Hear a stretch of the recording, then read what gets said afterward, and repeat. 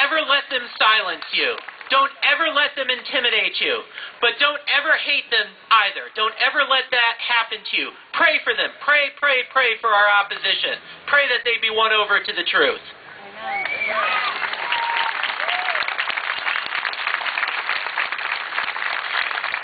We are so grateful for Bishop Weil's witness for this ecumenical alliance that has come together for the HHS mandate. One of my great privileges as executive director of FIC, and I'm coming up on my 5th anniversary now, has been, and I'm a lifelong Catholic, but the great privilege it's been for me to work with people of other denominations together for a common cause.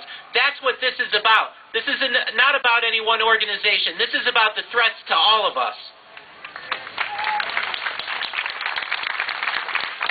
And there are several groups here today. I mean, you heard from Bishop Wiles. There are several groups here today that have risen up that are our allies and friends in these battles. Who's the Knight of Columbus here? God bless you, my brother knights. You are the strong right arm of the church. Where's Mike Klinger? Raise your hand, Klinger.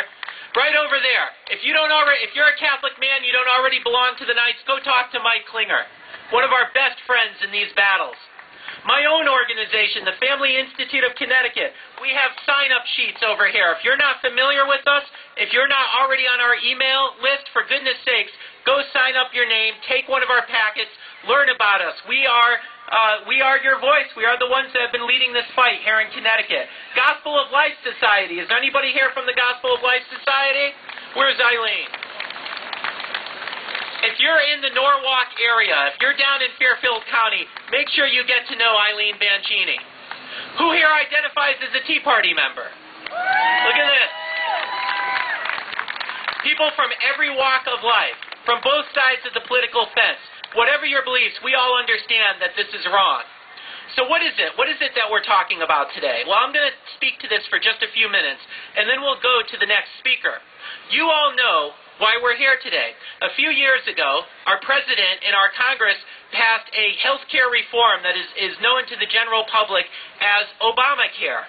And we learned just a few months ago that part of the implementation of Obamacare is what we call the HHS mandate, Health and Human Services. That for the first time in American history, in a wild violation of our First Amendment right to religious liberty, religious institutions, Catholic institutions, and also other employers of conscience, we will be required, in violation of our beliefs, to provide and pay for abortion-inducing drugs, contraceptives, and sterilizations through our health insurance premiums. Is that right? No! Are we going to stand for that? No! This is not about contraceptives. No one's trying to ban contraceptives. No one's even trying to limit access to contraceptives. This is not about a war on women. The Catholic Church and the other faith institutions are the greatest defenders of the dignity of women in America and throughout the world, and throughout history. This is about religious liberty. This is about having the same rights that we've always had in American history, going back to 1791 to the First Amendment, that we always had up until last January. All we're asking for here is that we not be coerced against our beliefs to provide and pay for things that we know to be morally abhorrent. And it's not just about the Catholic Church. It's about all of us. This is the First Amendment rights of all of us. If they can do this to the Catholic Church, if the federal government can do this to the Catholic Church, as Bishop Laurie said when he testified before Congress, what is to stop the federal government from saying that all delis have to provide pork? Now, who would go to a Jewish deli for pork, right? Well, who would go to the Catholic Church for contraceptives? The madness has already begun. And you know, one thing we need to understand, many of us, judging by some of the signs, many of us are on one side of the political fence here today. That's understandable considering where the HHS mandate is coming from. But consider this, when you talk to your friends who disagree with you politically, if the present administration has the power to do this to us, what is to stop a future administration from the other end of the political line doing this to our friends on the other side of the political divide? This affects the First Amendment rights of all of us.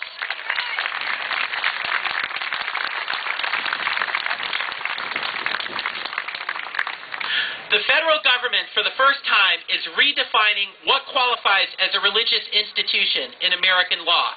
This HHS mandate actually does have an exemption for religious institutions. But listen to this.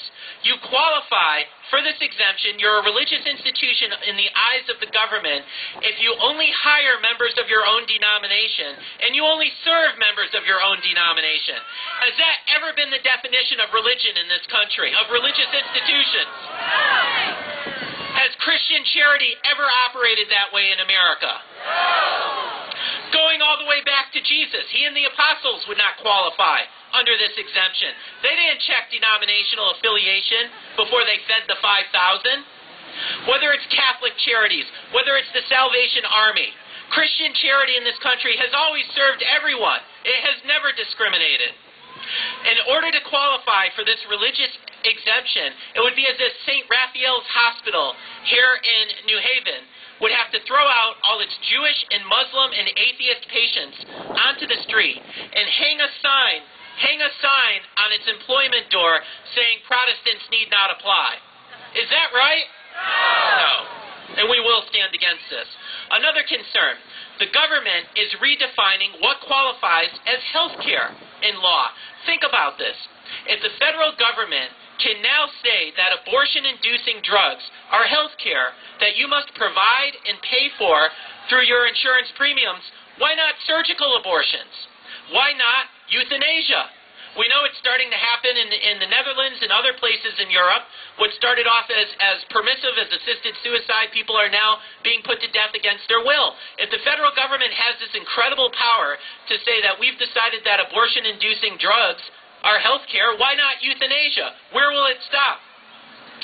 There are few crimes in America where the fines, if you violate this law, are as huge as they are with HHS mandate. It's estimated that Notre Dame University alone would have to pay about $10 million a year in fines. Is that right?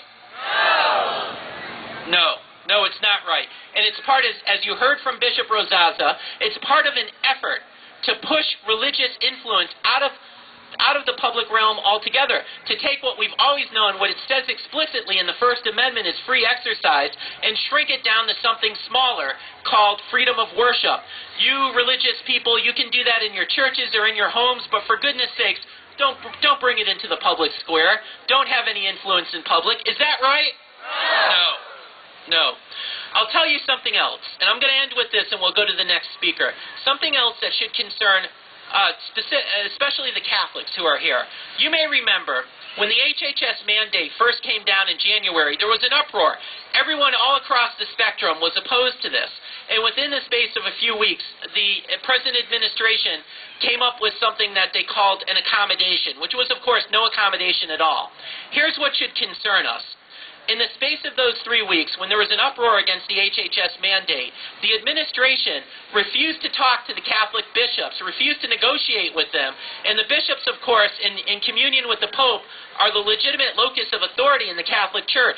Instead, they went to this one nun, Sister Carol Keehan, who is the head of the Catholic Health Association, and they said, how can we craft a compromise that would satisfy you? And that resulted in the accommodation. Is Sister Carol Keehan our Pope? Can the Obama administration say to Sister Carol Keehan, congratulations, you now set policy for the Catholic Church in the United States? No. The bishops and the Pope are the leaders of the Catholic Church. Those of us in Connecticut should be especially sensitive to this. We remember a few years ago when our own state government tried to change the internal governing structure of the Catholic Church. We've seen this sort of thing before in Connecticut, haven't we? And we will stand against it. We have a number of things that we can do. There's pray for the success of these court decisions that are coming down. Pray for that. A number of court rulings will be coming down. Pray that the Supreme Court does the right thing and strikes down this HHS mandate. And also, there's legislation that's pending in Congress. Join the Family Institute of Connecticut. You will get emails on how to stop this. I've spoken in 10 churches over the last few months, and I'd be happy to come to any of your churches. Contact Family Institute. We need the public to be alert to this. This is a great crowd. Someone told me we're up to about 520 people.